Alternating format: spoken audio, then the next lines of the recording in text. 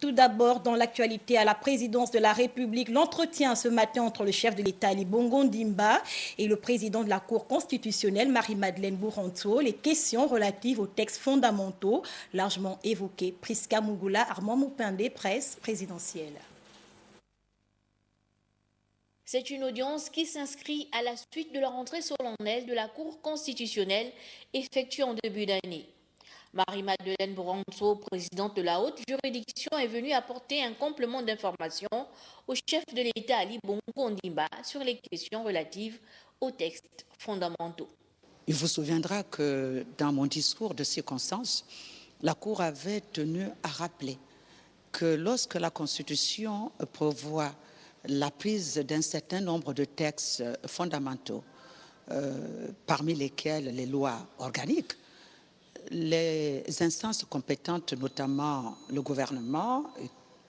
ou le Parlement, ces instances-là ont le devoir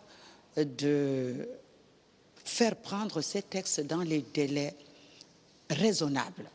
Parce que la Constitution a été revisitée en 2018, en janvier 2018, et jusqu'à ce jour, un certain nombre de textes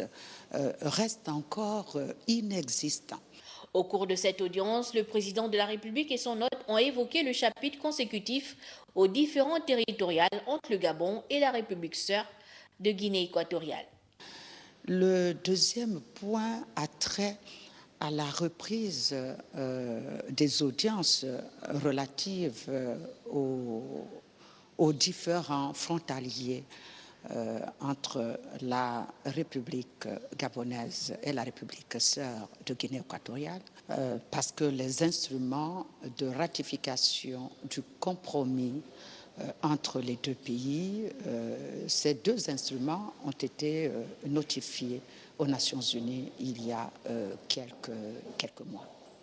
Concernant le point inhérent à ce différent frontalier, rappelons qu'en 2016, lors des assises de la COP22, le numéro 1 gabonais Ali Bongo Ondimba et son homologue avaient réaffirmé leur volonté de régler ce litige par le biais de la Cour internationale de justice dans le respect et la confiance mutuelle.